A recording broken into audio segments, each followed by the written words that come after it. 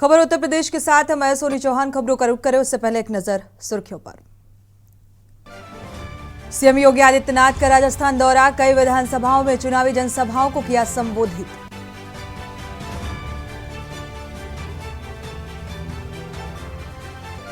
अयोध्या में प्राण प्रतिष्ठा का समय हुआ घोषित। 22 जनवरी को दोपहर 12:20 पर होगा आयोजन। पीएम नरेंद्र मोदी रामलला की प्राण प्रतिष्ठा में रहेंगे मौजूद। रामलला के पूजन पद्धति के लिए 20 अर्चकों का होगा चयन। अर्चक के लिए 3000 लोगों ने किया था ऑनलाइन आवेदन। प्रशिक्षण के लिए 225 आवेदकों का हुआ साक्षात्कार। उगते सूर्य को अर्घ्य देकर महिलाओं ने किया पारण। पूरा हुआ 36 घंटे का छठ व्रत। पूजा भदोही में गंगा घाटों पर लगी थी। पूर्व एमएलसी ब्रिजेश सिंह को इलाहाबाद हाईकोर्ट से मिली राहत। नरसंहार मामले में हाईकोर्ट ने अपील की खारिज और बरी किए जाने के फैसले के खिलाफ दाखिल अपील खारिज। और हलाल ट्रस्ट यूपी सरकार के खिलाफ कोर्ट जाएगी और ट्रस्ट के सीईओ बोले हलाल सर्टिफिकेशन के खिलाफ किया जा रहा झूठा प्रचार राष्ट्र हितों को कमजोर किया जा रहा। खबरों का सारथी। बुलेटिन की शुरुआत अहम खबर के साथ। राजधानी लखनऊ से बड़ी खबर। केनरा बैंक के ऊपर स्टोर में लगी भीषण आग। कर्मचारियों ने कूदकर किसी तरह अपनी जान बचाई। भीषण आग से बैंक बिल्डिंग में कोहराम मचा। हड़कंप मच गया। आग बुझाने में जुटी फायर ब्रिगेड की कई गाड़ियां घटनास्थल पर पहुंची हुई हैं। आग पर काबू पाने का प्रयास जारी है। हजरतगंज के लिराज सिनेमा के पीछे ये बैंक स्थित है। कई लोग बैंक के अंदर फंसे हुए हैं। चीख पुकार मची है। बैंक कर्मचारियों का रेस्क्यू जारी है। 50 से ज्यादा लोग अभी भी बैंक के अंदर फंसे हुए हैं। उन्हें निकालने का प्रयास किया जा रहा है। कई लोगों के फंसे होने की आशंका, हालांकि रेस्क्यू जारी। उन्हें सुरक्षित बाहर निकालने के लिए दमकल की कई गाड़ियां मौके पर मौजूद हैं जो आग पर काबू पाने का प्रयास कर रही हैं। आशीष सुनकर ऐसे खबर पर जुड़े हुए हैं ज्यादा जानकारी के साथ। आशीष, इस वक्त आप घटनास्थल पर मौजूद हैं, क्या अपडेट है? क्या आग पर काबू पा लिया गया है?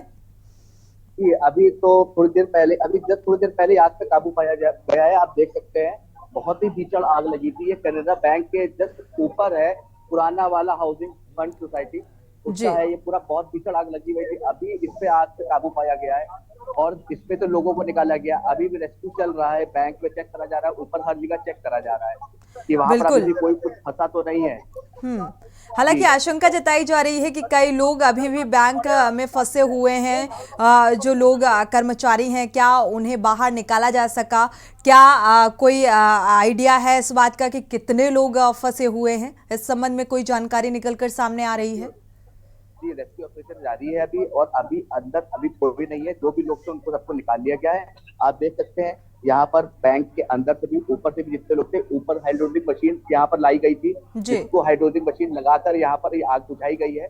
और हमारे साथ एडीसीपी मौजूद है यहाँ पर हजरतगंज के, उनसे बात करते हैं। मैम लाइव है, क्या है मैम, क्या था यहाँ पर? कोई रेस्क्यू सब लोग निकाल लिए गए हैं? पहले काफी पहले निकाला जा चुका है और आग भी पूरी बुझ चुकी है। अंदर फायर की टीम जाकर और देख रही है। आप देख सकते हैं हमारे साथ ये मनीषा जी थी जो एडीसीपी हजरतगंज है। उन्होंने बताया कि जो भी था सब कुछ निकाल लिया गया, आग पे काबू पा लिया गया है। अभी भी रेस्क्यू जारी है और यहाँ पर टीमें लगी हुई हैं फायर ब्रिगेड की, जो अभी भी पूरे माहौल को देख रही है कि कोई भी फंसा नहीं है। कोई बिल्कुल। क्या नुकसान का कुछ आकलन अभी तक किया जा सका है? नहीं, अभी तक कोई नुकसान का आकलन नहीं किया जा सका है। अभी रेस्क्यू चल ही रहा है। आप देख सकते हैं सामने अभी रेस्क्यू चल रहा है। अभी सारी चीजें हो रही हैं। अभी कोई आकलन नहीं दिया गया है। जिस तरह से भीषण आग लगी थी, अभी बैंक में भी क्या है, अभी कोई आकलन नहीं दिया गया। अभी सब रेस्क्यू में लगी हुई है पूरी टीम। आग लगने की वजह क्या कुछ रही, इस बारे में कोई जानकारी? नहीं, मैं अभी तक आग लगने की कोई वजह नहीं बताई गई है। बस आग लगी थी, उसको अभी रेस्क्यू करके आग बुझाई गई है। हाइड्रोलिक मशीन, एग्जॉस्ट मशीन, जो अंदर धुआं हो जाता है उसको भी एग्जॉस्ट से लगा के पाइप से पूरा धुआं बाहर निकाला गया है। हर तरीके का रेस्क्यू कर लिया गया है। अभी भी चेकिंग चल रही है कि कोई अंदर फंसा है कि नहीं फंसा है इसमें। बिल्कुल किसी भी तरीके की फिलहाल जनहानि की खबर सामने नहीं आ रही है और रेस्क्यू अभी भी जारी है और घटनास्थल से लगातार हमारे संवाददाता जुड़े हुए हैं। आग लगने की वजह भी स्पष्ट होती नजर नहीं आ रही है। भीषण आग पर फिलहाल काबू पा लिया गया है। अभी भी प्रशासनिक अमले की मौके पर मौजूदगी है और लगातार ये जानने की कोशिश भी की जा रही है कि कहीं कोई व्यक्ति अभी भी फंसा हुआ तो नहीं है। इसको लेकर जांच पड़ताल की जा रही है। और फिलहाल अगर देखा जाए अभी घटनास्थल में क्या कुछ अपडेट और ज्यादा जानकारी सामने आ रही है? अपडेट ज्यादा जानकारी ये भी चेकिंग जारी है हर तरफ से और जो लोग थे यहाँ से निकाले गए हैं वो लोग भी निकले हैं और आगे के अभी उन लोगों से भी कोई वार्तालाप नहीं हुई है। जो बैंक के कर्मचारी थे वो उस समय मौके पे मौजूद थे तो उन लोगों को भी निकाला गया है। तो सब साथ निकल आए हैं। आप देख सकते हैं अभी भी बैंक के अंदर से लोग निकल के आ रहे हैं रेस्क्यू करते हुए। अभी भी कोई अंदर कोई नहीं फंसा हुआ था। किसी के आहत होने की अभी कोई सूचना नहीं प्राप्त हुई है। शुक्रिया इस तमाम जानकारी को साझा करने के लिए। फिलहाल आप देख पा रहे हैं आग पर काबू पा लिया गया है और लगातार रेस्क्यू जारी है। हजरतगंज के लेला सिनेमा के पीछे ठीक ये बैंक है, केनरा बैंक, जिसमें भीषण आग लगी और आग लगने की वजह अभी तक स्पष्ट नहीं हो पाई है। फिलहाल सुरक्षित सभी को निकाला जा रहा है। वक्त है एक छोटे से ब्रेक का, लौटेंगे जल्द। आप देख रहे हैं के न्यूज, खबरों का सारथी। ब्रेक से वापस आ रहे हैं, रुक करते हैं खबरों का। लखनऊ से खबर सामने आ रही है। हलाल सर्टिफिकेशन पर योगी सरकार का रुख सख्त हो गया है। कई कंपनियों और संस्थाओं पर मुकदमा दर्ज किया गया है। हलाल सर्टिफिकेशन देने वाली कंपनियों पर एफआईआर दर्ज की गई है। शैलेंद्र शर्मा की शिकायत पर हजरतगंज में ये केस दर्ज किया गया है। यह हम खबर आपको बता रहे हैं। हलाल India private limited, Jamiat Ulema Hind, हलाल ट्रस्ट, हलाला काउंसिल ऑफ इंडिया पर केस दर्ज किया गया है। आईपीसी की धारा 120B, 153A, 298, 284 और 420 के तहत ये केस, ये अहम धाराओं के तहत केस दर्ज किया गया है। तो कई अज्ञात कंपनियों के खिलाफ एफआईआर दर्ज की गई है।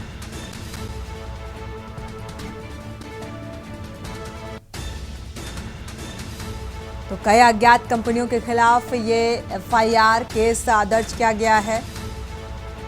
योगी सरकार का रुख सख्त हो गया है। कई कंपनियों और संस्थाओं पर मुकदमा दर्ज किया गया।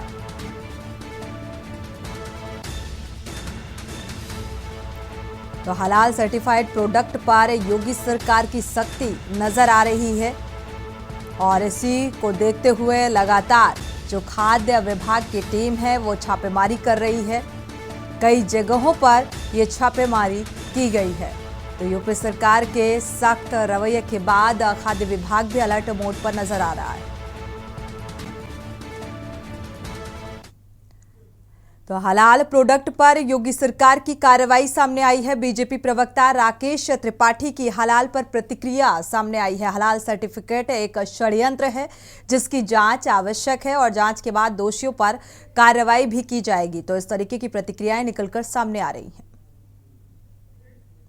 तो ये हम खबर आपको बता रहे हैं क्योंकि योगी सरकार पूरी तरीके से सख्त हो गई है और इसको लेकर एक षड्यंत्र, क्योंकि आरोप भी लगते हुए नजर आ रहे हैं कि हलाल सर्टिफिकेट एक षड्यंत्र है जिसकी जांच जरूरी है। तो जांच के बाद दोषियों पर कार्रवाई भी की जाएगी। लखनऊ से यह हम खबर। हलाल प्रोडक्ट्स पर यूपी सरकार का रुख पूरी तरह से सख्त हो गया है। तो इसी को लेकर बीजेपी प्रवक्ताओं की और नेताओं की प्रतिक्रियाएं आनी शुरू हो गई हैं।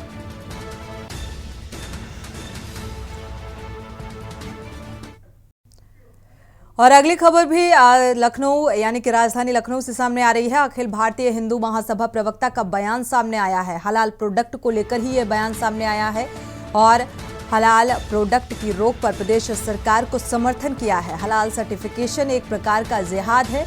शिशिर चतुर्वेदी सर्टिफिकेट के नाम पर वसूली की जाती है, मोटी रकम वसूली जाती है। चतुर्वेदी का यह बयान निकलकर सामने आया है। उलेमा काउंसिल, आतंकी संगठनों को ये रकम दी जाती है। तो इस तरीके की बयानबाजी भी शुरू हो गई है।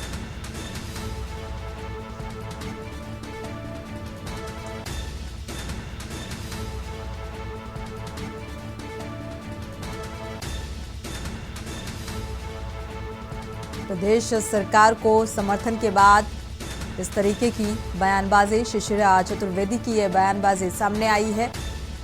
अखिल भारतीय हिंदू महासभा के प्रवक्ता हैं जिनका ये बयान सामने आया है। हलाल प्रोडक्ट की रोक पर प्रदेश सरकार का समर्थन करते हुए नजर आ रहे हैं। तो एक प्रकार का इसे जिहाद बताया है और जो भी दोषी होगा उसके खिलाफ सख्त कार्रवाई की जाएगी।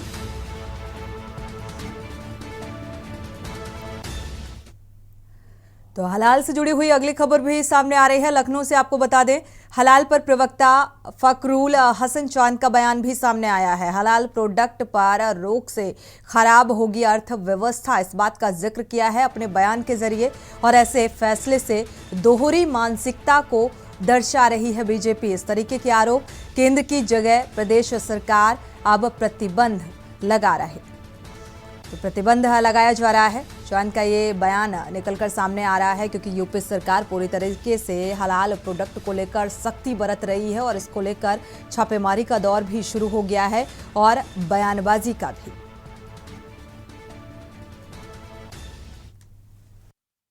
कि भारतीय जनता पार्टी को हिंदू मुस्लिम करने का मौका मिल गया है हलाल प्रोडक्ट पे। अब उसको इससे मतलब नहीं कि उत्तर प्रदेश की अर्थव्यवस्था वो खराब होगी।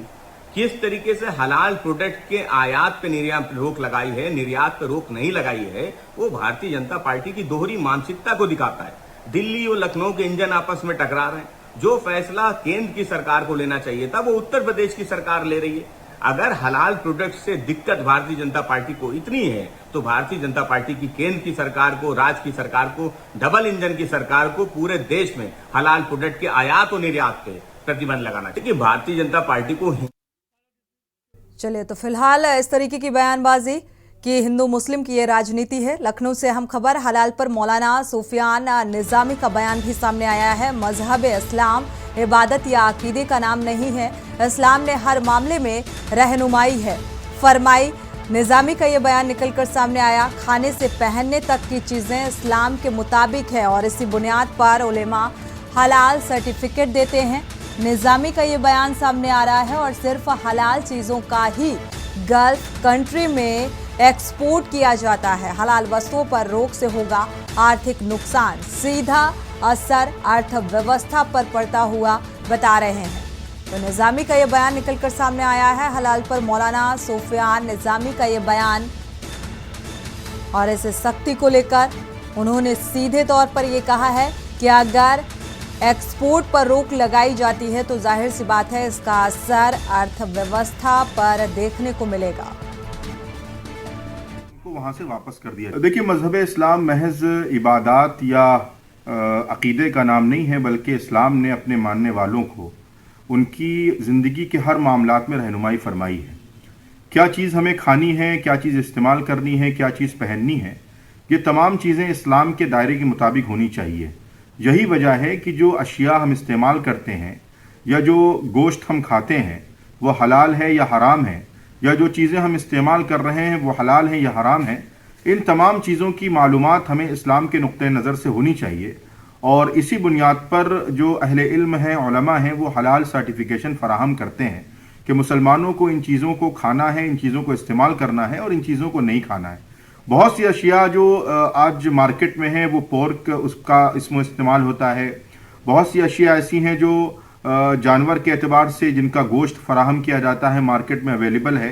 तो उन तमाम चीज़ों में हमें ये देखना रहता है कि क्या वो चीज़ हमारे मजहबी नुक्ते नज़र से हमारे लिए हलाल रखी गई या हराम है। इसलिए ये तमाम चीज़ें इस्लाम के दायरे के मुताबिक हैं और यही वजह है कि हिंदुस्तान के अंदर जो एक्सपोर्ट के एतबार से जो गोश्त की फराहमी है वो ममालिक में, जो बाहर के ममालिक हैं, चाहे वो गल्फ हो, सऊदी अरब हो या दूसरी कंट्रीज हो, वहाँ बड़े पैमाने पर एक्सपोर्ट होता है। फिलहाल रुकेंगे यहाँ एक छोटे से ब्रेक के लिए, लौटेंगे जब। आप देख रहे हैं के न्यूज़, खबरों का सारथी। ब्रेक से वापस आ रहे हैं, रुक करते हैं खबरों का। अयोध्या से अहम खबर, 22 जनवरी को विराजमान होंगे रामलला, जिसका सभी को बेसब्री से इंतजार था। पीएम मोदी स्वीकार करेंगे, किया है निमंत्रण, इस कार्यक्रम में शिरकत करने के लिए पहुंचेंगे। तो फिलहाल पहले ही पूरी एक योजना बना ली गई है और इसमें मोहन भागवत भी शामिल होंगे। सीएम योगी आदित्यनाथ की भी मौजूदगी होगी, राज्यपाल भी इस पूजन में शामिल होंगी। तो राम मंदिर ट्रस्ट प्रतिनिधि मंडल से मुलाकात हुई है और प्राण प्रतिष्ठा में शामिल होंगे। देश भर से करीब 4000 संत, वैज्ञानिक, कलाकार और कार सेवकों के परिवार को आमंत्रित किया गया है, जिनकी इसमें हिस्सेदारी होगी। वाराणसी के लक्ष्मीकांत दीक्षित प्राण प्रतिष्ठा कराएंगे।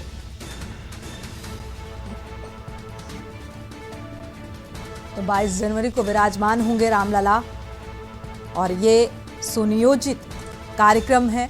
इसका पहले ही एक रूपरेखा तैयार कर ली गई है। सौभाग्य की बात है कि जिस प्रकार से राम जन्मभूमि आज 500 वर्षों से उसका विवाद चल रहा था, माननीय श्री देश के यशस्वी प्रधानमंत्री श्री माननीय मोदी जी के द्वारा जिस प्रकार से कोर्ट ने न्याय दिया है, राम जन्मभूमि भव्य और नव मंदिर बन करके पूर्ण रूप से तैयार हो चुका है। आने वाले 22 जनवरी को प्रधानमंत्री जी अयोध्या पहुंच करके उसका प्राण प्रतिष्ठा कराएंगे, जिसमें बहुत गौरव की बात है। जो ट्रस्ट ने भी ऐलान किया है कि जिन लोगों ने अपने आप को बलिदान दिया राम जन्मभूमि के लिए 1528 से अब तक के लिए जिन्होंने बलिदान दिया है और शहीद राम जी के चरणों में हुए हैं, उनके सभी परिवारों को भी आमंत्रण दिया जाएगा ट्रस्ट के द्वारा। उनका भी अयोध्या में स्वागत सम्मान होगा, उनका बलिदान व्यर्थ नहीं जाएगा। जिन लोगों ने अपने पूतों को गंवाया, अपने बेटों को गंवाया, अपने पति को गंवाया। मर्यादा पुरुषोत्तम भगवान श्री रामलला के दिव्य भव्य राम मंदिर निर्माण को लेकर के विगत 500 वर्षों से राम भक्तों ने संघर्ष किया। कितने लोगों ने अपने प्राणों तक को आहूत कर दिया, कितनी पीढ़ियां बीत गई। जिस दिन के लिए लोग इंतजार कर रहे थे वह शुभ घड़ी आ गई। 22 जनवरी 2024 मध्याह्न 12:30 बजे माननीय प्रधानमंत्री श्री नरेंद्र मोदी जी के द्वारा और हजारों साधु संतों के द्वारा, राम भक्तों के द्वारा रामलला अपने वैकल्पिक गर्भगृह से अपने दिव्य भव्य राम मंदिर में विराजमान होंगे। उस दिन अभिजित मुहूर्त, सर्वार्थ सिद्धि योग और मृगशिरा नक्षत्र है, जो 5000 साल के बाद में ऐसा दुर्लभ योग पड़ रहा है। रामलला के मंदिर में विराजमान होते ही पूरी दुनिया में सुख शांति छा जाएगी। बढ़ते आगे सिद्धार्थनगर से आपको खबर बता दें, 4 साल की मासूम से युवक ने दुष्कर्म किया है। बच्चों के साथ डीजे देखने गई थी ये मासूम, बहला फुसलाकर युवक ने दुष्कर्म की वारदात को अंजाम दिया। परिजनों को इस बात की जानकारी हुई। पुलिस ने आरोपी युवक को फिलहाल गिरफ्तार कर लिया है। जोगिया थाना क्षेत्र के कटेही गांव का ये मामला बताया जा रहा है। बच्चों के साथ डीजे में ये मासूम पहुंची थी। फिलहाल इसके साथ दुष्कर्म की वारदात को अंजाम दिया इस शख्स ने। प्रशासनिक कार्रवाई, गिरफ्तारी हो चुकी है, आगे की कार्रवाई जारी है।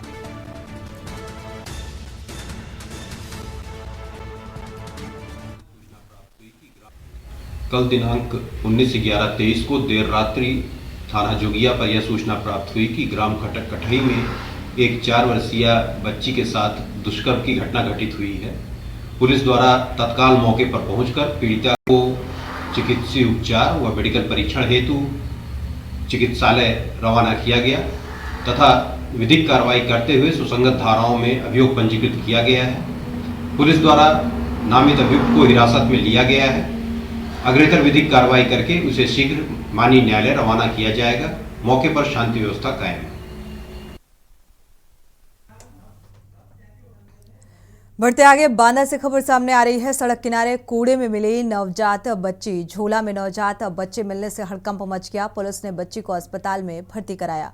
CIG मैदान के पास ये नवजात बच्ची मिली है, जिसे अस्पताल में भर्ती कराया गया है। झोला में नवजात बच्ची कोई छोड़कर चला गया और ये बच्ची, फिलहाल पुलिस ने बच्ची को अस्पताल में भर्ती कराया।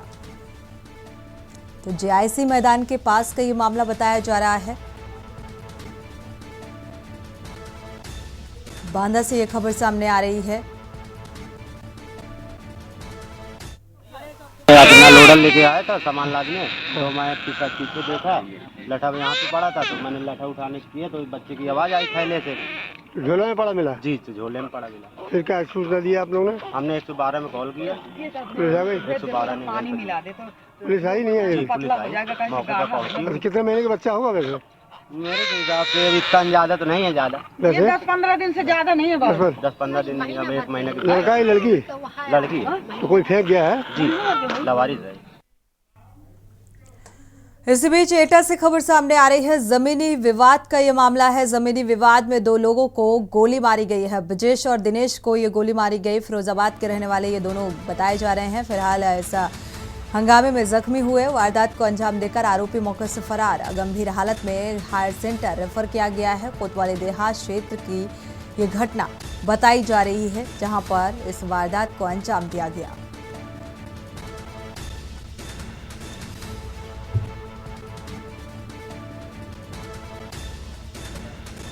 जख्मी हालत में भर्ती कराया गया है। सूचना मिली कि जमीनी विवाद को लेकर ARTO ऑफिस के पास 2 युवकों को गोली लगी है। इस सूचना पे PRB तथा स्थानीय पुलिस मौके पर पहुंची, छानबीन की गई और मजरूबों को डिस्ट्रिक्ट हॉस्पिटल में भर्ती कराया गया। उनको किसी वाइटल पार्ट पे गोली नहीं लगी है तथा जो इंजरी है वहाँ पर ब्लैकनिंग मौजूद है और घटना स्थल पर बारीकी से छानबीन करने पर वहाँ पे ब्लड का आदि भी नहीं मिला है। प्रथम दृष्टया घटना संदिग्ध प्रतीत हो रही है। इसमें मजरूब दिनेश व ब्रजेश को अच्छी चिकित्सा के लिए रेफर कर दिया गया है। घटना की बारीकी से छानबीन की जा रही है। इसी के साथ खबर उत्तर प्रदेश में फिलहाल बस इतना ही। आगे खबरों के लिए आप देखते रहिए K News India।